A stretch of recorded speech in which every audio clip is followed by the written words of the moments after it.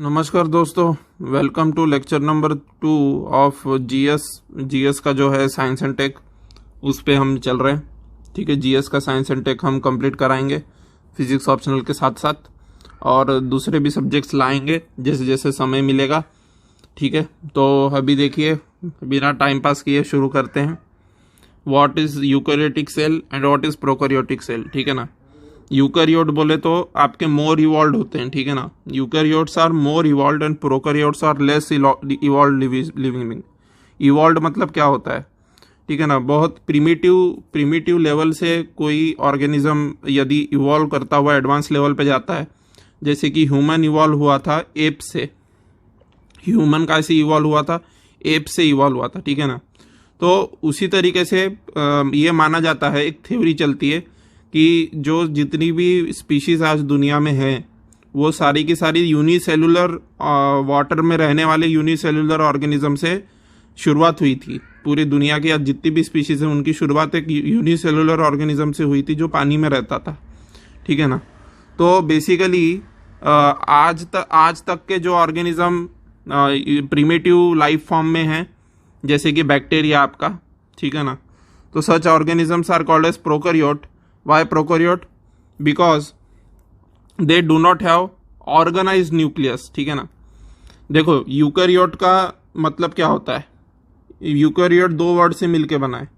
You मतलब true, ठीक है ना, और कैरियन मतलब न्यूक्लियस। ठीक है ना, तो यूकैरियोट मतलब कि ट्रू न्यूक्लियस, जिनकी न्यूक्लियस वेल ऑर्गेनाइज्ड होती है, जिनके पास न्यूक्लियस होती है और न्यूक्लियस ऑर्गेनाइज्ड होती है, those are called as eukaryotes. ठीक है ना, और प्रोकैरियोट्स वो होते हैं जैसे कि बैक्टीरिया, वो ऐसे ऑर्गेनिज्म होते हैं जिनकी न्यूक्लियस बिल्कुल भी ऑर्गेनाइज नहीं होती है। ठीक है ना, ऑर्गेनाइज भी नहीं होती है और अलग से वेल डेवलप्ड न्यूक्लियस भी नहीं होती है। ठीक है ना, सिर्फ एक न्यूक्लियोइड, उनके पास सिर्फ एक न्यूक्लियोइड होता है प्रोकैरियोट्स के पास, और ये न्यूक्लियोइड बोले तो सिर्फ फोल्डेड क्रोमोसोम है। ठीक है ना, तो यहाँ पे एग्जाम्पल में बैक्टीरिया आ जाएगा। ठीक है ना, बैक्टीरिया आ जाएगा एग्जाम्पल में, न्यूक्लियोइड फोल्डेड क्रोमोसोम होते हैं, ये प्रोकैरियोट होते हैं। These are primitive life forms. ठीक है ना, prokaryotes are one of the most primitive life forms on the earth. ठीक है ना, and what about eukaryotes? Eukaryotes are advance life forms on earth. ठीक है ना, यूकैरियोट जो होते हैं एडवांस लाइफ फॉर्म है अर्थ पे। ठीक है ना, तो बेसिकली यूकैरियोट में और प्रोकैरियोट में पहला डिफरेंस तो ये है कि न्यूक्लियस इनकी वेल ऑर्गेनाइज्ड होती है और प्रेजेंट होती है, और प्रोकैरियोट की न्यूक्लियस प्रेजेंट भी नहीं होती, ओनली न्यूक्लियोइड होती है उनके पास, और उनके पास फोल्डेड क्रोमोसोम होते हैं। व्हाट ह्यूमन क्या है? Obviously human are the most evolved species on the planet Earth. ठीक है ना, ह्यूमंस जो है सबसे ज्यादा इवॉल्व्ड स्पीशीज है प्लेनेट अर्थ पे, तो ऑब्वियसली ह्यूमंस आर यूकैरियोट्स। ठीक है ना, humans are eukaryotes, amoeba is eukaryote, paramecium is eukaryote. ठीक है ना, ईस्ट इज अ यूकैरियोट। ठीक है ना, फंगस इज अ यूकैरियोट। तो बैक्टीरिया को छोड़ के बाकी के जितने भी है वो सारे के सारे क्या होंगे? यूकैरियोट होंगे, ऑल एक्सेप्ट बैक्टीरिया लिखा है ना। तो बैक्टीरिया को छोड़ के जितने भी बाकी के होंगे दोज विल बी यूकैरियोट्स, और बैक्टीरिया जो होंगे वो प्रोकैरियोट होंगे। ठीक है ना, जिनकी न्यूक्लियस वेल ऑर्गेनाइज नहीं होती बैक्टीरिया की, और बैक्टीरिया ऐसा दिखता है। ठीक है ना, और ये प्रोकैरियोटिक सेल ऐसी दिखती है। Obviously there will be more cell organelles. यहाँ पे तो मैंने सिर्फ माइटोकॉन्ड्रिया ड्रॉ किया है, ये क्या है? माइटोकॉन्ड्रिया है। ठीक है ना, लेकिन और भी ऑर्गेनेलीज होंगे, सेल ऑर्गेनेलीज, जैसे गोल्गी बॉडीज, ठीक है ना, एक्सेट्रा एक्सेट्रा। ठीक है ना, तो वो मैंने यहाँ ड्रॉ नहीं की है।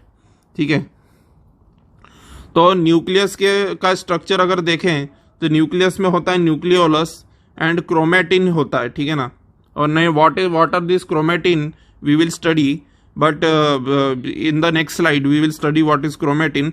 बट इतना ध्यान में रखो अभी कि न्यूक्लियस में न्यूक्लियोलस होती है, क्रोमेटिन होती है, जेनेटिक मटेरियल होता है न्यूक्लियस के अंदर। और जो ये प्रोकैरियोट होते हैं इनके पास जेनेटिक मटेरियल तो है, लेकिन केवल और केवल न्यूक्लियोइड है उनके पास। ठीक है ना, न्यूक्लियस नहीं है वेल ऑर्गेनाइज्ड। ऐसा भद्दा सा न्यूक्लियस होता है उनका, अगर माइक्रोस्कोप में ऑब्जर्व किया जाए तो उनका न्यूक्लियस ऐसा वेल ऑर्गेनाइज्ड नहीं होता। उनका जैसे ये बैक्टीरिया हो गया, तो क्या होता है कि उनका जो जेनेटिक मटेरियल है वो एक विशिष्ट पार्ट में तो पाया जाता है, लेकिन किसी न्यूक्लियस में एनक्लोज्ड नहीं होता। ठीक है ना, खुला ही घूम रहा होता है उनका जेनेटिक मटेरियल। ठीक है, so such organisms are called as prokaryotes. ठीक है ना, ठीक है। Now, I will discuss an important concept which is not given in the slide. The concept is about sexual reproduction and asexual reproduction. ठीक है ना. तो सेक्सुअल रिप्रोडक्शन ऐसा रिप्रोडक्शन होता है जो कि संभोग द्वारा रिप्रोड्यूस होता है. ठीक है ना. तो संभोग द्वारा रिप्रोडक्शन हो रहा है तो सेक्सुअल, और संभोग नहीं हो रहा है तो असेक्सुअल. असेक्सुअल रिप्रोडक्शन किस में पाया जाता है? ये प्रोकैरियोट में आपको हमेशा असेक्सुअल रिप्रोडक्शन मिलेगा. ठीक है ना. यूकैरियोट में दोनों संभव है, असेक्सुअल रिप्रोडक्शन भी संभव है और सेक्सुअल रिप्रोडक्शन भी संभव है. ठीक है ना. तो प्रोकैरियोट में बैक्टीरिया है जैसे, तो इनमें असेक्सुअल ही पाया जाता है. तो क्या पाया जाता है? एक सेल जो है वो 2 टुकड़ों में बढ़ जाती है. ठीक है ना. सेल डिवीजन पढ़ा होगा बचपन में. ठीक है. तो सेल डिवीजन होता है उनमें, बैक्टीरिया में. ठीक है ना. सो सेल डिवीजन होता है तो दैट इज असेक्सुअल रिप्रोडक्शन, क्योंकि एक ही पेरेंट है इसमें. ठीक है ना. क्योंकि एक ही सेल होती है, फिर वो सेल डिफॉर्म होना शुरू होती है. ठीक है ना. वो सेल डिफॉर्म होती है, फिर वो डिफॉर्म होती है, फिर वो ऐसी हो जाती है. ठीक है ना. और फिर उसके बाद में 2 टुकड़ों में बढ़ जाती है. So this is called cell division. ठीक है ना. तो एक ही पेरेंट होता है इसमें, only mother is there, no father. ठीक है ना. ओनली 1 पेरेंट होता है असेक्सुअल रिप्रोडक्शन में. आपका जो अर्थवॉर्म होता है, ठीक है ना, अर्थवॉर्म भी असेक्सुअल रिप्रोडक्शन करता है, but earthworm is a eukaryote. ठीक है ना. तो मैंने पहले ही बताया कि यूकैरियोट में असेक्सुअल भी हो सकता है, सेक्सुअल भी हो सकता है. तो earthworm is an example of asexual reproduction in eukaryotes. But prokaryote compulsory है कि सेक्सुअल रिप्रोडक्शन कभी नहीं कर सकते. Prokaryote will always do asexual reproduction only. ये चीज याद रखना. ठीक है ना. तो दिस इज द थिंग. और डीएनए और क्रोमोसोम जो होते हैं वो इनसाइड न्यूक्लियस होते हैं. ठीक है ना. समझ में आ रही है बात?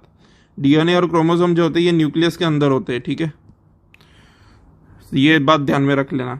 अब यहाँ पे कुछ बच्चे पूछते हैं कि वायरस किस में आते हैं, do they come under eukaryote और do they come under prokaryote? क्योंकि वायरस का भी कोई जेनेटिक मटेरियल ऐसा वेल ऑर्गेनाइज तो नहीं होता है. ठीक है ना. उनके पास कोई ऐसी न्यूक्लियस तो नहीं होती है वायरसेस के पास. Then do they fall under prokaryote? ठीक है ना. तो जवाब है ना, they do not fall under prokaryote बेटा. Why they do not fall under prokaryote? The reason is very simple. क्योंकि प्रोकैरियोट जो बैक्टीरिया टाइप का प्रोकैरियोट है उसमें क्या देख रहे हो आप कि एक न्यूक्लियोइड प्रेजेंट है. ठीक है ना. अब न्यूक्लियोइड अगर प्रेजेंट है तो मुझे बताना कि वायरस में तो जेनेटिक मटेरियल भी नहीं होता ना यार. वायरस में तो डीएनए भी नहीं होता. ओनली कई सारे वायरसेस तो ऐसे जिनमें केवल आरएनए होता है. तो अगर वायरस में न्यूक्लियोइड भी नहीं है तो फिर मैं इसको प्रोकैरियोट कैसे बोलूंगा? प्रोकैरियोट की कंडीशन क्या बताया था मैंने? वेल ऑर्गेनाइज न्यूक्लियस नहीं है, मेम्ब्रेन से ढकी हुई जेनेटिक मटेरियल नहीं है, उसको प्रोकैरियोट कहा था. लेकिन वायरस में तो ये न्यूक्लियोइड भी नहीं है ना, तो अनऑर्गेनाइज जेनेटिक मटेरियल भी नहीं है वायरस में तो. ठीक है ना. तो इसीलिए virus neither fall under eukaryote nor neither do they fall under prokaryote. Virus दोनों में ही नहीं आते. ठीक है ना. और एक इंटरेस्टिंग फैक्ट है वायरस के बारे में जो लेक्चर 1 में मैं बता चुका हूं, वो ये है कि दे आर दिस थिंग. ठीक है ना. जो आपके वायरस होते हैं वो नाइदर लिविंग बीइंग होते हैं और नाइदर नॉन लिविंग होते हैं. They are in a grey area between living and non living. ठीक है ना. Some scientist call that viruses are both living being and non living being, and some scientists call that viruses are neither living being nor non-living being. ठीक है ना. So these are the two viewpoints about viruses. ठीक है ना. Similarly, viruses do not neither fall under eukaryote, neither do they fall under prokaryote. ठीक है ना. तो ये भी चीज ध्यान रख लेना, क्योंकि एग्जाम में अगर यूपीएससी में प्रीलिम्स में स्टेटमेंट बन गया कि statement number 1 viruses are prokaryotes, ठीक है ना, और स्टेटमेंट नंबर 2 फलाना कुछ भी, तो आप लोग जो है स्टेटमेंट 1 को ट्रू मार्क कर दोगे और वो गलत हो जाएगा. ठीक है ना. तो ऐसे भी क्वेश्चन पूछ सकता है यूपीएससी. ठीक है ना. याद रखना इस चीज को. ठीक है. तो डीएनए और क्रोमोसोम जो होते हैं प्रेजेंट होते हैं इनसाइड न्यूक्लियस. ठीक है. ये बात ध्यान रख लेना. और वायरसेस दोनों में नहीं आते, ये ध्यान में रख लेना. ठीक है ना. तो नेक्स्ट स्लाइड पे चलते हैं. तो DNA chromosomes are present inside nucleus. Inside nucleus के इनसाइड में केमिकल्स होते हैं दोस्तों. ठीक है ना. केमिकल्स होते हैं जिनके फॉर्मूले पे हमको जाने की जरूरत नहीं है, ठीक है ना। जो आप जूलॉजी ऑप्शनल अगर लेते हो सपोज, तो maybe in zoology optional you will need to know the chemical formulas, ठीक है ना। जूलॉजी बॉटनी ऑप्शनल अगर आपका होगा तो you need to know the formulas, chemical formulas पता होने चाहिए। लेकिन जीएस के साइंस एंड टेक में आपको केमिकल फॉर्मूलेज पे ध्यान ही नहीं देना है, आपको सिर्फ वर्ड पे ध्यान देना है, ठीक है ना। केमिकल फॉर्मूले पे जाना ही नहीं है, ठीक है ना। तो न्यूक्लियस के अंदर में कुछ केमिकल होते हैं, कुछ नाइट्रोजिनस बेसिस होते हैं, ठीक है। What are this nitrogenous bases? This nitrogenous bases are of 4 kinds, 4 प्रकार के नाइट्रोजिनस बेसिस होते हैं। Adenine, thymine, guanine, cytosine, uracil, ठीक है ना। 1 2 3 4 5 प्रकार के नाइट्रोजिनस बेसिस होते हैं न्यूक्लियस के अंदर। They are adenine, thymine, guanine, cytosine, uracil, ठीक है ना। और नाइट्रोजिनस बेसिस है ये सारे, ये लिखा है यहाँ पे। और नाइट्रोजिनस बेसिस प्लस शुगर क्या होता है? न्यूक्लियोसाइड होता है, ठीक है ना। रट लो इसको, ठीक है। नाइट्रोजिनस बेसिस में जब शुगर का मॉलिक्यूल ऐड होता है, ठीक है, it is a chain basically, ठीक है ना। It is a chain, polymer chain type है। पॉलीमर चेन यानी क्या होता है तो एनसीईआरटी पढ़ लेना, उसके बाद में इस कोर्स को रिविजिट करना, अब समझ में आ जाएगा, ठीक है ना। अब पॉलीमर चेन क्या होता है वो कैसे बताऊं मैं, ठीक है ना। It the course will last for very long if I tell the what is polymer chain over here, ठीक है ना। सो देखो पॉलीमर चेन है कुछ नहीं है, ऐसे ऐसे जो कार्बन के बहुत सारे बॉन्ड लगे रहेंगे और यहाँ पे जो बहुत सारे मॉलिक्यूल दूसरे जो एक्सेट्रा एक्सेट्रा अटैच्ड रहेंगे, दोज विल बी बेसिकली जो है यहाँ पे बहुत सारे आइटम दूसरे प्रकार के अटैच्ड है। और ये इस टाइप की जो लंबी चेन बनेगी आपकी 1000-1500 एटम्स की, that is called as polymeric chain. तो दीज आर बेसिकली ये जो बेसिस हैं, इनकी जब चेन बनती है शुगर के साथ, ठीक है ना, तो नाइट्रोजनस बेस की कॉम्बिनेशन शुगर के साथ क्या देता है? न्यूक्लियोसाइड देता है, ठीक है ना। और न्यूक्लियोसाइड प्लस फॉस्फेट जब हम कर देते हैं तो न्यूक्लियोटाइड बन जाता है, ठीक है ना। तो nucleoside plus phosphate is equal to nucleotide, ठीक है ना। No need to go into the molecular formula, बार बार बता रहा हूं मैं, क्योंकि जीएस में मॉलिकुलर फार्मूला एक्सपेक्ट नहीं करता कि पता हो, ठीक है ना। मेडिकल बैकग्राउंड वालों को पता रहना चाहिए, वो हमको नहीं पता रहना चाहिए, ठीक है ना। और जिनका जूलॉजी ऑप्शनल है उनको पता रहना चाहिए, ठीक है। तो नाइट्रोजनस बेसिस प्लस शुगर क्या होता है? न्यूक्लियोसाइड होता है। न्यूक्लियोसाइड प्लस फॉस्फेट क्या होता है? न्यूक्लियोटाइड होता है। ये चीज याद रखो, ठीक है ना। तो इसका मतलब न्यूक्लियोटाइड क्या हो गया? Nitrogenous bases plus sugar plus phosphate, ठीक है ना, इज इक्वल टू न्यूक्लियोटाइड हो गया। समझ में आ रही है ना बात? अरे भाई यहाँ न्यूक्लियोसाइड के जगह पे ये डाल दो ना, यहाँ पे इस इक्वेशन में, तो क्या बनेगा? Nitrogenous bases plus sugar plus phosphate is equal to nucleotide. समझ में आ रही है ना बात? तो नाइट्रोजनस बेसिस शुगर और फॉस्फेट का अगर कॉम्बिनेशन करते हो तो न्यूक्लियोटाइड बनता है, ठीक है ना। ये चीज ध्यान में रख लेना, ठीक है। Now nucleo prefix because present in the nucleus, ठीक है ना। और एक चीज बताना था मुझे कि जो सेक्सुअल रिप्रोडक्शन होता है उसमें 2 पेरेंट्स इन्वॉल्व होते हैं, एक मेल होता है और एक फीमेल होता है, ठीक है ना। ये तो पता ही होगा, ठीक है। तो न्यूक्लियोसाइड प्लस फॉस्फेट यानी कि न्यूक्लियोटाइड हो गया। न्यूक्लियो प्रेफिक्स का क्या मतलब होता है? न्यूक्लियो प्रेफिक्स का ये मतलब है कि they are present inside the nucleus, that's why nucleoside and nucleotide have been named, they have been named like that, because nucleo prefix का मतलब है प्रेजेंट इनसाइड द न्यूक्लियस, ठीक है ना। ठीक है, अब अगर ये चेन पॉलीमर को मैं और एक्सटेंड करता हूं, ये न्यूक्लियोटाइड का मॉलिक्यूल ऑलरेडी बल्की होता है, ठीक है ना, बल्की मॉलिक्यूल होता है। बल्की मॉलिक्यूल मतलब भारी मॉलिक्यूल होता है, ठीक है ना। अब मैं इसका चेन पॉलीमर बनाता हूं तो न्यूक्लिक एसिड बन जाएगा मेरा, ठीक है ना। न्यूक्लियोटाइड्स को जब मैं जोड़ता जाऊंगा, जैसे ये एक यूनिट है न्यूक्लियोटाइड का, तो मैं ऐसे कई सारे यूनिट जोड़ूंगा जब, ठीक है ना, कई सारे यूनिट जोड़ूंगा तो that will be basically nucleic acid, ठीक है ना। That nucleic acid is there on the next page, don't worry about that, वो नेक्स्ट पेज पे मिल रहा है आपको, ठीक है, ठीक है ना। तो देखो ये, ठीक है, ये आरएनए है, ठीक है ना। और एक चीज यहाँ पे गौर फरमाने वाली ये है कि आपके जो नाइट्रोजनस बेसिस होते हैं, ठीक है ना, why they are being called as bases, bases because they possess, वो बेसिक नेचर के होते हैं, ठीक है ना। जो acid and base, acid bases and salts जो पढ़ा होगा आपने, उसमें आपने ये बात समझी होगी कि जो बेस होता है वो बेसिक नेचर का मतलब OH निगेटिव आयन वाली टेंडेंसी होती है उसमें, ठीक है ना। पर एग्जैक्टली OH निगेटिव वाली टेंडेंसी को ही हम बेसिक नहीं बोलेंगे, हम और भी कंसेप्ट होते हैं। OH निगेटिव वाली कंसेप्ट जो बचपन की कंसेप्ट है, ठीक है ना।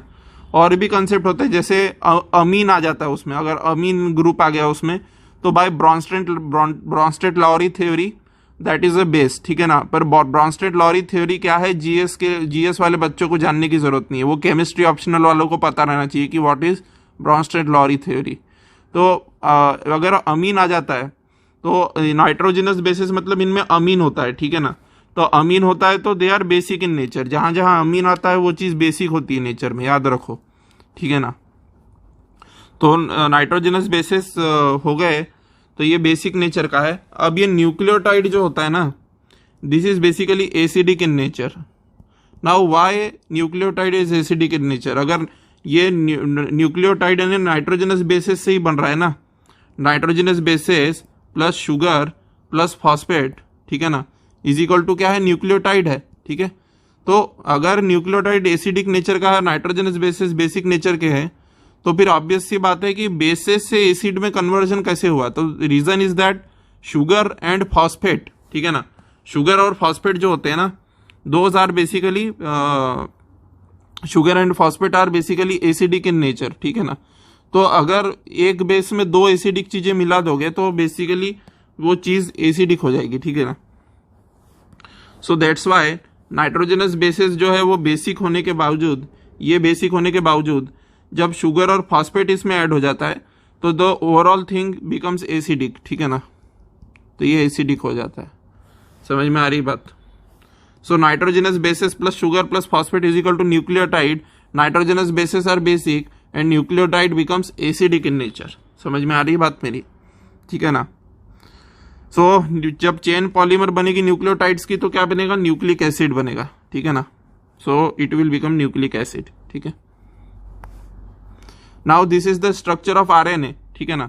आरएनए मतलब ऐसा स्ट्रक्चर है जिसमें राइबोस शुगर होता है, ठीक है ना। आरएनए में क्या होता है, राइबोस शुगर होता है, और डीएनए में क्या होता है, डी राइबोस शुगर होता है, ठीक है ना। तो आरएनए जो होता है इसमें राइबोस शुगर होता है, ठीक है ना, राइबोस शुगर, ठीक है।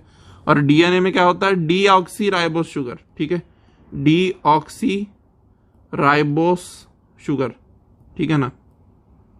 Now what is deoxy ribose sugar? ये शब्द जो दिख रहा है ना, डीऑक्सी का मतलब होता है divide of oxygen. Do not confuse it with dioxy, इसको डाइऑक्सी से कंफ्यूज मत कर देना। डाइऑक्सी इज डिफरेंट, डाइऑक्सी बोले तो दो ऑक्सीजन, ठीक है ना, बट यहाँ पे डीऑक्सी की बात चल रही है। डीऑक्सी मतलब divide of oxygen, DEVOID, divide मतलब ऑक्सीजन का मॉलिक्यूल, ऑक्सीजन का एटम निकाल दिया है उसमें से, ठीक है ना। अगर राइबोस शुगर में से ऑक्सीजन का एटम निकाल दोगे तो डीऑक्सी राइबोस शुगर मिलेगा, ठीक है ना। राइबोस शुगर में से ऑक्सीजन का एटम निकाल दो तो डीऑक्सी राइबोस शुगर मिलेगा, ठीक है ना। समझ में आ रही बात? So what does this R stand for here, ठीक है ना। ये आर क्या है basically, it is basically ribose sugar, ठीक है ना। क्योंकि यह आरएनए है तो राइबो न्यूक्लिक एसिड बोला जाता है आरएनए को। तो राइबो न्यूक्लिक एसिड क्यों बोला जाता है, because it has ribose sugar. और डीएनए को डीऑक्सी राइबोस न्यूक्लिक एसिड बोला जाता है। तो डीऑक्सी राइबोस उसमें प्रेजेंट होता है। ये जो डीआर दिख रहा है ना आपको, ये जो डीआर दिख रहा है यहाँ पे जितने भी, so that stands for deoxy ribose, ठीक है ना। डीऑक्सी राइबोस शुगर के लिए डीआर शब्द यूज किया है, और आर जो शब्द यूज किया है वो ये राइबोस शुगर के लिए यूज किया है, ठीक है ना। नाउ ये जो बॉन्ड्स इसमें दिख रहे हैं, ये जो बॉन्ड्स इसमें दिख रहे हैं डीएनए में डबल स्ट्रैंड होता है। डबल स्ट्रैंड मतलब इसी को डबल स्ट्रैंड बोलते हैं। ये फर्स्ट स्ट्रैंड है ऊपर वाला, और नीचे वाला जो है ये सेकंड स्ट्रैंड है। तो this is called double stranded DNA. तो DNA is always double stranded, but आपका आरएनए जो होता है सिंगल स्ट्रैंडेड होता है। क्यों सिंगल स्ट्रैंडेड होता है? तो दिख रहा है ना, एक ही स्ट्रैंड दिख रहा है, उसमें एक ही लाइन बन रही है।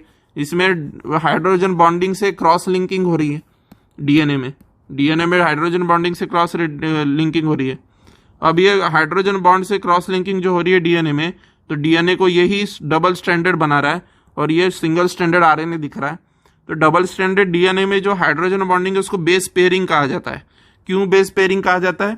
क्योंकि जो एडेनिन है, ठीक है ना, जो एडेनिन है वो थाइमिन से डबल बॉन्ड बनाता है, ठीक है ना। एडेनिन जो है वो थाइमिन से डबल बॉन्ड बनाता है, और जो साइटोसिन है वो ग्वानिन से ट्रिपल बॉन्ड बनाता है, ठीक है ना। तो ये चीज ध्यान में रखना। तो ये बेसिकली एडेनाइन है ये वाले पार्ट में, और ये पार्ट में थाइमिन है, तो they are making double bond. Cytosine और ग्वानिन जो है ये मेकिंग ट्रिपल बॉन्ड, साइटोसिन और ग्वानिन जो है ये मेकिंग ट्रिपल बॉन्ड, ठीक है ना। थाइमिन और adenine again double bond, thymine और एडेनिन अगेन डबल बॉन्ड, ठीक है ना। तो इस तरीके से ये चेन चलती है, ठीक है। Now why they are making bond? Because it is lock and key वाला मैकेनिज्म, ठीक है ना। लॉक एंड की वाला मैकेनिज्म मतलब जैसे चाबी में ताले में चाबी फिट होती है ना, जैसे ताले में चाबी फिट करते हो आप, ठीक है ना। तो ताले में चाबी डालते हो अंदर, ठीक है, तो the key fits into the lock, ठीक है ना, लॉक में फिट हो जाती की। उसी तरीके से आपका जो ये है एडेनिन और थाइमिन और ये साइटोसिन और ग्वानिन, ये भी आपस में फिट होते हैं, ठीक है ना, फिट होते हैं ये आपस में, ठीक है। तो adenine and thymine and cytosine and guanine they fit with each other, ठीक है ना, दे fit with each other like lock and की मैकेनिज्म, ठीक है ना। तो ये डबल बॉन्ड से फिट होता है और ये ट्रिपल बॉन्ड से फिट होता है, ठीक है। And these are hydrogen bonds basically, ठीक है ना। तो उसकी केमिस्ट्री में जाने की जरूरत नहीं है, ठीक है ना, केमिस्ट्री में मत चले जाना, ठीक है। तो इतना ही ध्यान में रखो ऊपर से, ठीक है ना। ये रिप्रेजेंट डबल बॉन्ड यहाँ डाल दिया है मैंने, और दिस रिप्रेजेंट ट्रिपल बॉन्ड यहाँ डाल दिया है, ठीक है ना। समझ में आ रही बात मेरी? Now DNA and RNA are basically क्या है? They are acidic in nature. RNA and DNA are acidic in nature, क्योंकि नाम में ही एसिड है ना भाई। राइबोन्यूक्लिक एसिड आया ना नाम में, तो एसिडिक है। डीऑक्सी राइबोन्यूक्लिक एसिड, तो डीएनए क्या है? एसिडिक है इसका मतलब, ठीक है ना।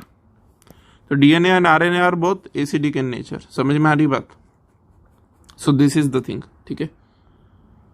न्यूक्लिक एसिड दो प्रकार के होते हैं भाई, अभी बताया, deoxy ribonucleic acid and ribonucleic acid, ठीक है ना। दो डीएनए जो होता है और आरएनए जो होता है उसमें डिफरेंशिएट करो बोल, अगर एग्जाम में तो नहीं आएगा, यूपीएससी में ऐसे क्वेश्चन नहीं आते, स्टेट पीसीएस में आ सकते हैं, ठीक है।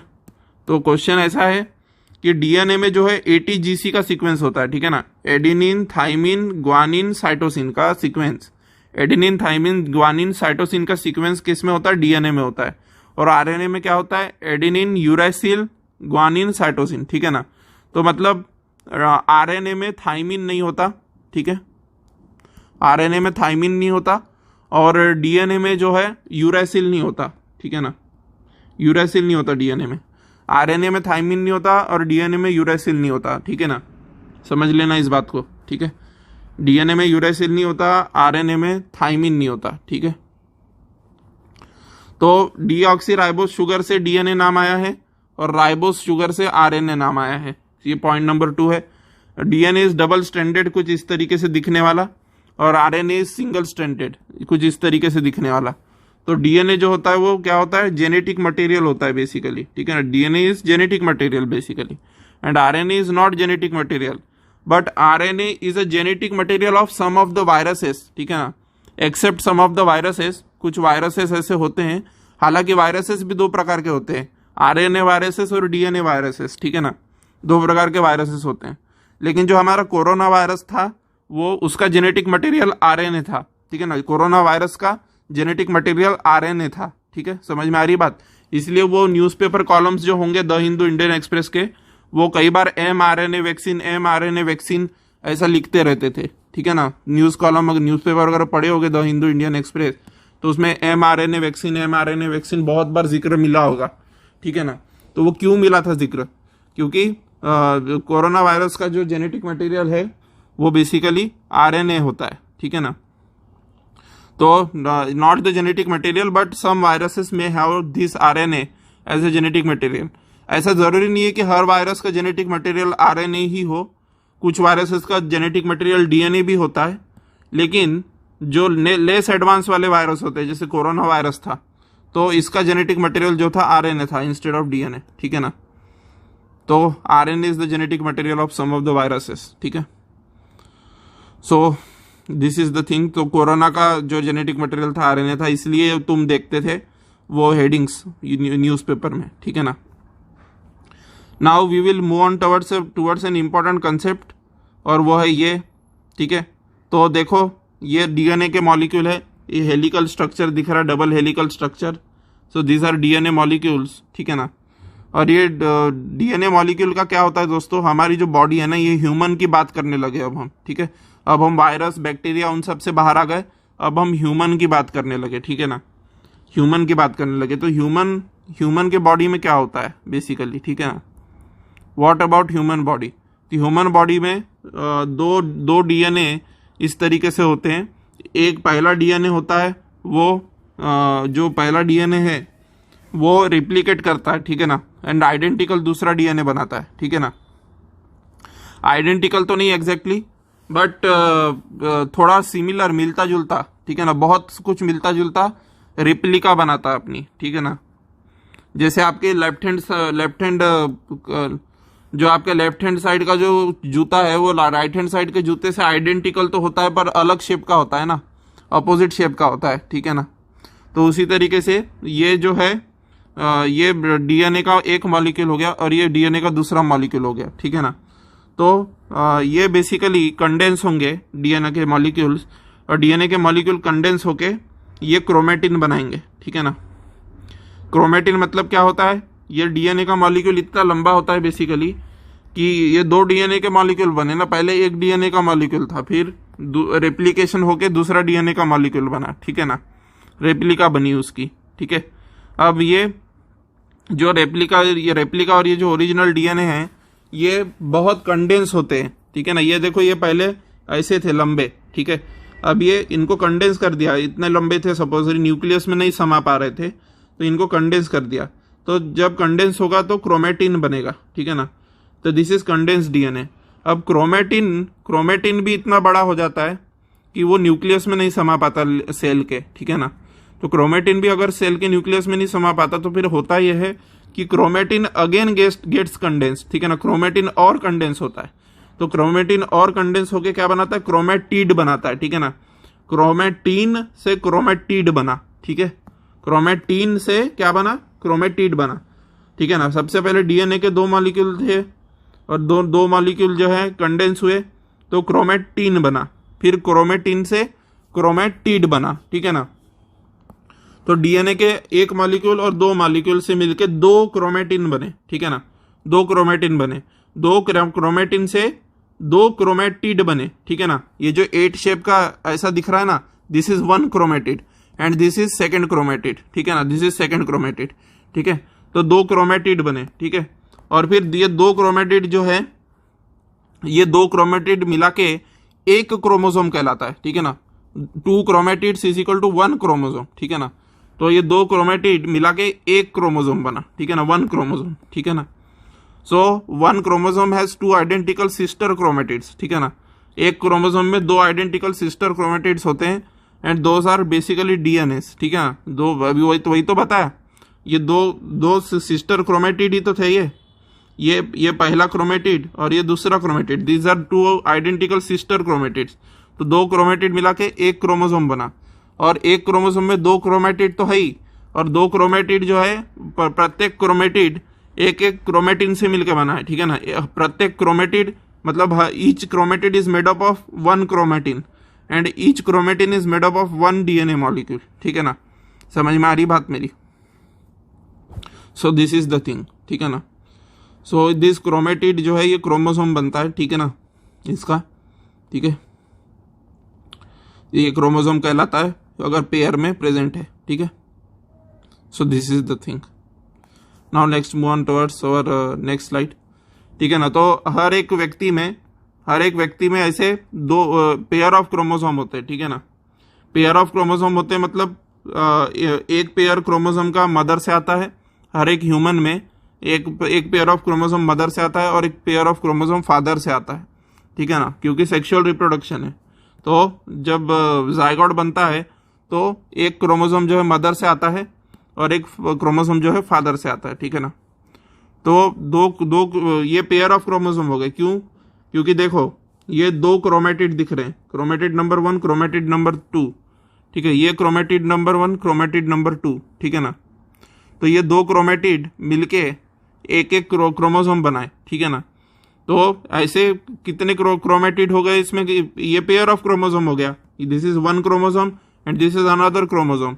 तो what is this? This is a pair of chromosome. समझ में आ रही बात मेरी?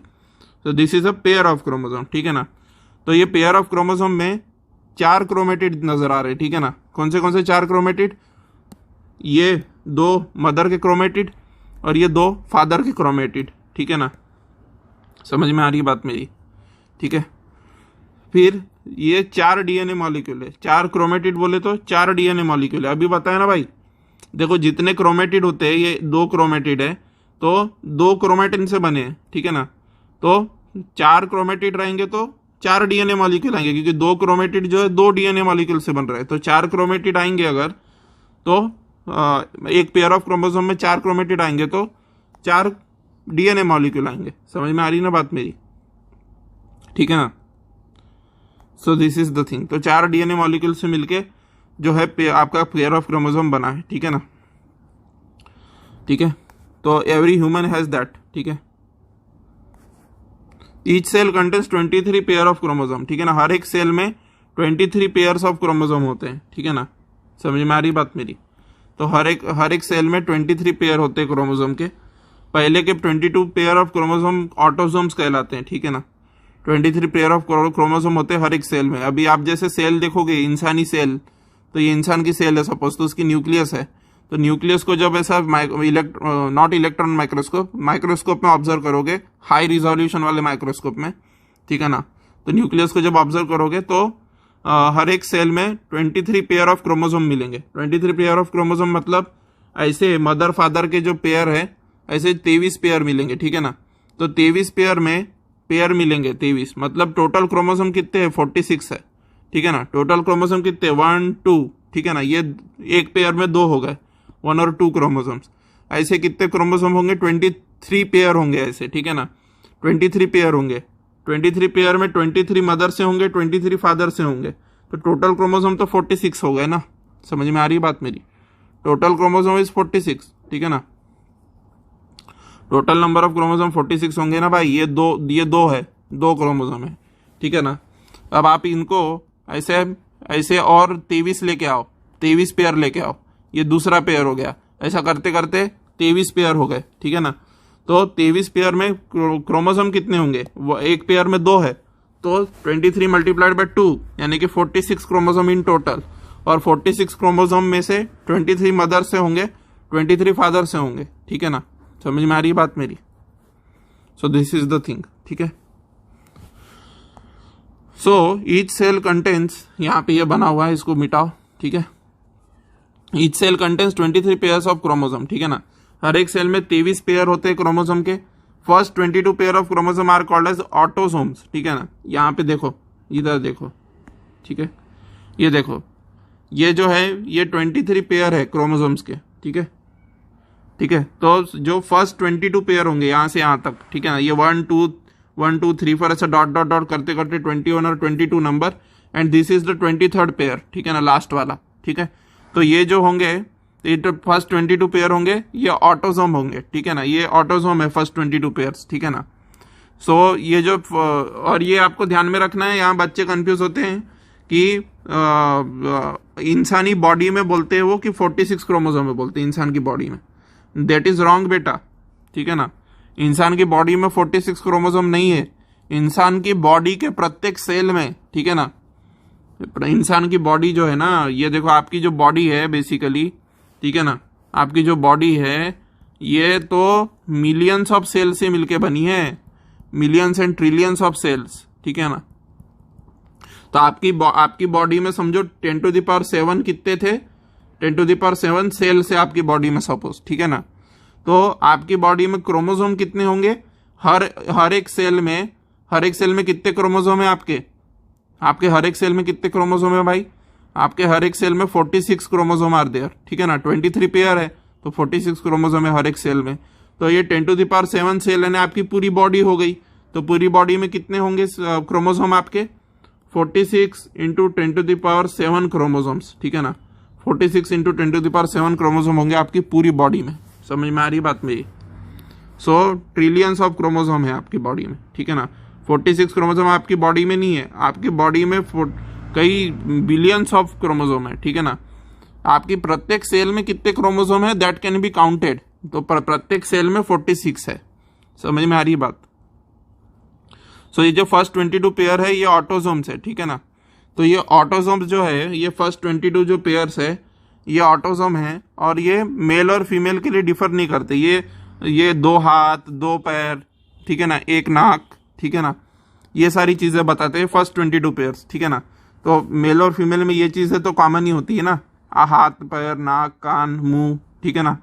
ये जो ह्यूमन वाले कैरेक्टर है, हेयर्स आईब्रोज, ठीक है ना, आईज, ये जो सारी चीजें हैं ये तो फर्स्ट 22 पेयर के तो वही डिफाइन करने में लगे रहते हैं, ठीक है ना। तो these are autosome which are common for both male and female. तो मेल एंड फीमेल डिफर काय में करते हैं? मेल एंड फीमेल में जो डिफरेंस है बेसिकली, जो उनके सेक्सुअल ऑर्गन में डिफरेंस होता है या फिर जो उनके चेस्ट के साइज में डिफरेंस होता है, that is because of 23rd pair of sex chromosomes, ठीक है ना। 23rd pair of sex chromosome की वजह से होता है वो, ठीक है ना। ठीक है, वो अभी बताऊंगा मैं थोड़ी देर में, ठीक है। लेकिन इतना ध्यान में रखो कि फर्स्ट 22 पेयर जो 23 पेयर्स है उसमें के पहले 22 पेयर जो है, ठीक है ना, फर्स्ट 22 पेयर्स जो है दोज आर बेसिकली ऑटोसोम्स, ठीक है ना। ठीक है, तो यहाँ लिखा है, पढ़ लेते हैं, ठीक है। तो first 22 pair of chromosome are called autosomes, ठीक है ना। Autosomes control and determine the characters that are common for both the sexes, ठीक है ना। बोथ द सेक्स में क्या क्या कॉमन होता है? 2 हाथ 2 पैर, ये सारी चीजें कॉमन होती है ना।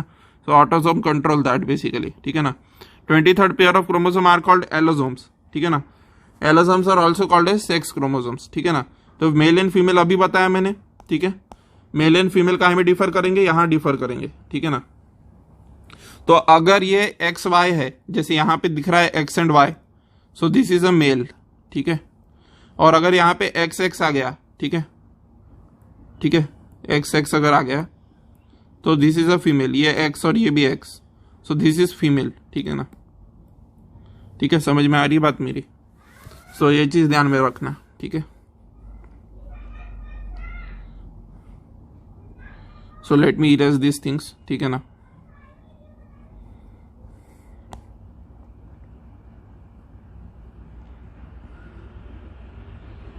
तो allosomes are also called as sex chromosome, ठीक है ना। समझ में आ रही बात मेरी? तो 23rd pair of chromosomes are called as allosomes. Allosomes are also called as sex chromosomes, ठीक है। समझ में आ गई बात? सेक्स क्रोमोसोम 2 प्रकार के होते हैं, ठीक है, एक्स एंड वाई। अगर एक्स वाई क्रोमोसोम होंगे 23rd पेयर में, 23rd पेयर में अगर एक्स वाई क्रोमोसोम होंगे तो दैट इज अ मेल, और 23rd पेयर में अगर एक्स एक्स क्रोमोसोम होंगे तो दैट इज अ फीमेल, ठीक है ना। सो 23rd पेयर में अगर एक्स वाई क्रोमोसोम है तो दैट इज अ मेल, और 23rd पेयर में अगर एक्स एक्स क्रोमोसोम है तो दैट इज अ फीमेल, ठीक है ना। तो सेक्स क्रोमोसोम 2 प्रकार के बेसिकली, एक्स एंड वाई, ठीक है ना। X is a female sex chromosome, ठीक है, it controls female sex characters, ठीक है ना, जैसे कि menstrual cycle, development of breast, ये सब क्या कंट्रोल करता है? एक्स कंट्रोल करता है, ठीक है ना। तो it is a female sex chromosome, ठीक है ना, ये फीमेल सेक्स कैरेक्टर कंट्रोल करता है। और कुछ कॉमन कैरेक्टर होते हैं मेल और फीमेल में। देखो, मेल क्या है? एक्स वाई है, फीमेल क्या है? एक्स एक्स है। तो मेल में और फीमेल में एक्स तो कॉमन ही है ना भाई, एक्स एक कॉमन दिखेगा आपको, एक्स क्रोमोसोम एक कॉमन क्रोमोसोम है, ठीक है ना, 23rd पेयर में, ठीक है। तो X is female sex chromosome, ठीक है। It controls female sex character and some of the common character like colour vision, blood clotting, brain development etcetera, ठीक है ना। तो एक्स फीमेल सेक्स क्रोमोसोम है जो मेल के लिए भी रिक्वायर्ड है, विदाउट एक्स क्रोमोसोम, ठीक है ना। बिना एक्स क्रोमोसोम के कोई बच्चा पैदा ही नहीं हो सकता, ठीक है ना। समझ में आ रही बात मेरी? कोई भी बच्चा अगर पैदा होगा तो उसमें एक एक्स क्रोमोसोम तो रहना ही रहना है, चाहे वो मेल हो चाहे फीमेल हो। क्यों? क्योंकि एक्स क्रोमोसोम जो है ना वो सेक्स कैरेक्टर तो डिफाइन करता ही है, साथ साथ में कुछ कॉमन कैरेक्टर भी डिफाइन करता है, जैसे colour vision, blood clotting, brain development. अब ये सब तो मेल को भी चाहिए ना, फीमेल के साथ साथ colour vision, blood clotting, brain का डेवलपमेंट, ये सब किसको चाहिए, फीमेल के साथ साथ मेल को भी ये चीज़ रिक्वायर्ड है, colour vision, blood clotting, brain development वगैरह, ठीक है ना। तो बेसिकली इसीलिए एक कॉमन रहता है, एक क्रोमोसोम एक्स जो है मेल में भी रहता है, ठीक है ना, क्योंकि वो ब्रेन डेवलपमेंट वगैरह, ब्लड क्लॉटिंग वगैरह वो सब रिक्वायर्ड रहती है, ठीक है ना। समझ में आ रही बात मेरी। So X is larger in size, ठीक है, एक्स क्रोमोसोम जो होता है ना, this is larger in size, ये चीज ध्यान में रखो, ठीक है, क्योंकि यहाँ पे मैंने ड्रॉ किया है, देखो एक्स क्रोमोसोम को बड़ा बनाया है साइज में, वाई क्रोमोसोम को छोटा बनाया है। तो reason behind that is in actual reality X chromosome is bigger in size and Y chromosome is smaller in size in reality, ठीक है ना, इसीलिए, ठीक है। तो एक्स क्रोमोसोम जो है वो फीमेल सेक्स कैरेक्टर तो डिफाइन करता ही है, तो साथों साथ कुछ कॉमन कैरेक्टर भी डिफाइन करता है, जैसे कि colour vision, blood clotting, brain development etcetera. इसीलिए मेल में भी एक्स क्रोमोसोम होता है, ठीक है ना। फीमेल XX होती है, मेल XY होता है, तो मेल को भी ब्लड क्लॉटिंग ये सब चाहिए, ठीक है ना। तो इसीलिए एक्स क्रोमोसोम जो है वो मेल में भी होता है, ठीक है ना। पर जैसे ही Y आता है, ठीक है ना, जैसे ही Y आता है, जैसे ही ये XX को एक X हटा के Y डाल दोगे तो इट बिकम्स अ मेल, ठीक है ना, क्योंकि Y जो क्रोमोसोम है, Y is male sex chromosome, it controls male sex characters, ठीक है ना, it is smaller in size basically, ठीक है ना। तो Y जो है मेल सेक्स क्रोमोसोम है और ये मेल सेक्स कैरेक्टर को कंट्रोल करता है, और ये जो होता है स्मॉलर होता है साइज में, ठीक है ना, एक्स क्रोमोसोम से। समझ में आ रही है बात मेरी। So Y is a male sex chromosome, X is a female sex chromosome, but males also have female sex chromosome, क्योंकि एक क्रोमोसोम दोनों में कॉमन है, ये फीमेल है और ये मेल है, दोनों में X कॉमन है, ठीक है ना। तो Y is X there in male also, X इसलिए मेल में भी है क्योंकि कुछ कॉमन कैरेक्टर होते हैं, जैसे colour vision, blood clotting, brain development, ये सब जो है मेल को भी रिक्वायर्ड होते हैं, इसलिए मेल में भी एक्स क्रोमोसोम होता है। लेकिन मेल डिफाइन करने के लिए एक Y लगेगा, ठीक है ना। तो Y क्रोमोसोम जो है वो आ जाता है, और जैसे ही Y क्रोमोसोम आता है फेमिनाइन कैरेक्टर चले जाता है और मेल कैरेक्टर आ जाता है, ठीक है ना। सो दिस इज द थिंग, ठीक है। So this Y chromosome is smaller in size, ठीक है ना। समझ में आ रही बात, ठीक है। तो यही लिखा है, ठीक है। 23rd pair in female somatic cells is XX, ठीक है ना। 23rd pair in female somatic cell is XX। What do you mean by somatic cell? Somatic cell मतलब बॉडी की सेल, ठीक है ना, कुछ स्पेशल नहीं है। 23rd pair in female somatic मतलब क्या? सोमा मतलब बॉडी होता है, ठीक है ना। तो वो सोमरस नहीं, ये हिंदी वाला सोम नहीं बोल रहा हूं मैं, ठीक है ना, सोमरस वाला सोम नहीं बोल रहा हूं, ठीक है, जो देवी देवता पीते थे स्वर्ग में, वो वाला सोम नहीं बोल रहा हूं मैं, ठीक है। मैं दूसरे सोम की बात कर रहा हूँ, दारू वाला सोम नहीं बोल रहा हूँ, मैं सोमेटिक सेल की बात कर रहा हूँ। सोमा मतलब बॉडी होता है, ठीक है ना। तो 23rd pair in female somatic cell is XX, ठीक है ना, and 23rd pair in male somatic cell is XY, ठीक है ना। मेल सोमेटिक सेल में 23rd पेयर जो है वो XY है, और फीमेल सोमेटिक सेल में 23rd पेयर जो है वो XX है, अभी बताया मैंने, ठीक है ना। So soma is equal to body, तो उसी से ये सोमेटिक वर्ड आया है, body cells basically, somatic cell मतलब बॉडी सेल, ठीक है ना, ठीक है। तो ये यही चीज है यहाँ पे, ये देखो ये क्रोमेटिड है, ये दो क्रोमेटिड मिलके, तो दो क्रोमेटिड मिलके एक क्रोमोसोम बन गया, ठीक है ना। This is a pair of chromosomes, ठीक है ना। समझ में आ रही है बात। सो क्रोमोसोम जो है ऑलवेज पेयर में एग्जिस्ट करते हैं, ठीक है ना। क्रोमोसोम ऑलवेज पेयर में एग्जिस्ट करते हैं, एक वो पेयर में का एक मदर से आता है और एक फादर से आता है, ठीक है ना। समझ में आ रही है बात। So that's why they are written in pairs always, ठीक है ना। पेयर मतलब 2, ठीक है ना। पेयर का क्या मतलब होता है? संख्या में 2, ठीक है ना। सो दिस इज द थिंग, ठीक है। सो 22 पेयर्स ऑफ ऑटोसोम्स, ठीक है, ये मेल और फीमेल डिफर नहीं करते विथ रेस्पेक्ट टू ऑटोसोम, ठीक है, ये लिखी है यहाँ पे चीज। 23rd pair of sex chromosome is जो है वो क्या होता है? एलोसोम होता है, ठीक है ना। यहाँ लिखा है ना भाई, देखो एलोसोम, ठीक है, एलोसोम्स, ठीक है। तो what are allosomes? These are basically allosomes, ठीक है, दीज आर एलोसोम्स, ठीक है ना। और फीमेल होगी तो दोनों जगह XX होगा, ठीक है ना, और ये बड़े ही साइज का होगा तो ये फीमेल हो जाएगी, ठीक है ना। सो this is the thing. Now कुछ बच्चे यहाँ सवाल पूछते हैं कि 23rd pair of sex chromosome जो है, ठीक है ना, ये तो सेक्स कैरेक्टर डिफाइन करता है, ठीक है, नो डाउट अबाउट इट, ठीक है। लेकिन ये इनको क्या कहा जाता है, ये जो ऑटोजोम्स जो नजर आ रहे हैं पहले शुरुआत के 22 पेयर्स जो कि ऑटोजोम्स है, ये शुरुआत के 22 पेयर्स जो कि ऑटोजोम्स है, इनको क्या कहा जाता है? तो इनका कोई स्पेसिफिक नेम नहीं है, ठीक है ना। ये जो शुरू के जो 22 पेयर ऑफ ऑटोजोम्स है, इनका कोई स्पेसिफिक नाम नहीं है दोस्तों, ठीक है ना। कोई स्पेसिफिक नाम नहीं है इनका। इनको ऐसा ही कहा जाता है कि first pair, second pair, third pair, fourth pair, fifth pair, six pair, ऐसा ही कहा जाता है, ठीक है ना। और ये पेयरिंग कैसे, फर्स्ट पेयर किसको बोलेंगे ये कैसे पता चलता है? ये बंडल में नहीं रहते, ये बात भी गार्ड बांध लो कि जो 23 पेयर्स है दे do not exist in bundle. आप सोच रहे होगे कि ये 23 का बंडल बना के रहते हैं न्यूक्लियस में, नहीं, ये 23 का बंडल बना के नहीं रहते न्यूक्लियस में, ठीक है ना। ये बेसिकली जो सबसे बड़ा साइज का होता है ना, जो सबसे बड़ा साइज का होता है उसको कहा जाता है first chromosome, first pair of chromosome, ठीक है ना। जो सबसे बड़ा साइज का, इन दोनों का साइज सेम होता है, एक पेयर में दोनों का साइज सेम होता है, लेकिन जो पहला पेयर होता है बड़े साइज का वो फर्स्ट पेयर ऑफ क्रोमोसोम, फिर ये सेकंड पेयर ऑफ क्रोमोसोम जो कि डिसेंडिंग ऑर्डर में साइज अरेंज कर रहे हैं, ठीक है ना। तो ये सबसे स्मॉलेस्ट साइज के होते हैं लास्ट वाले इन सभी में, ठीक है ना। और ये सेक्स डिटरमाइनिंग क्रोमोसोम होते हैं। तो ओनली सेक्स डिटरमाइनिंग क्रोमोसोम को ही एक्स और वाई नाम दिया गया है। बाकी के जो क्रोमोसोम हैं उनको ऐसा कोई नाम नहीं है। ऑटोसोम्स का कोई एक्स वाई जेड ऐसा कोई लेटर का नाम नहीं होता, इंग्लिश लेटर में नाम नहीं होता। बाकी के ऑटोसोम्स का, एलोसोम्स का नाम है सिर्फ एक्स और वाई, ऑटोसोम्स का कोई नाम नहीं होता, ठीक है ना। Autosomes do not have any name, ठीक है, they are only like that, okay, वो उसी तरीके से होते हैं, ठीक है ना। मतलब फर्स्ट पेयर, सेकंड पेयर, और ये पेयर किसके आधार पे? साइज के आधार पे, ठीक है ना। और ये सब जम्बल्ड होते हैं न्यूक्लियस में। ऐसा नहीं होता कि ये फर्स्ट पेयर एक साथ रहेगा, ऐसा नहीं है। वो न्यूक्लियस में जम्बल्ड होते हैं, हर जगह जगह जम्बल्ड होते हैं, मतलब बिखरे पड़े होते हैं, स्कैटर्ड होते हैं। तो फिर ये फर्स्ट पेयर है, ये कैसे आइडेंटिफाई करते हैं साइंटिस्ट? जब उसको माइक्रोस्कोप से ऑब्जर्व करते हैं तो जो दो का साइज आइडेंटिकल दिखे, जो दो का साइज आइडेंटिकल दिखे, those are called as one and the same pair, ठीक है ना। जो दो का साइज आइडेंटिकल दिखे, साइज मतलब उनका आकार आइडेंटिकल दिखे जिनका दो का, वो एक पेयर कहलाते हैं, ठीक है ना।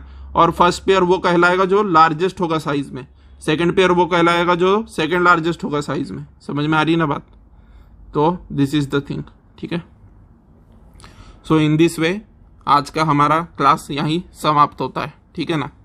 So in the next class we are going to see chromosomal aberrations, ठीक है ना। So thank you very much. जय हिंद, जय भारत। अपना ख्याल रखें और वीडियो को लाइक कर दे अगर पसंद आ रहा है तो, ठीक है। और ये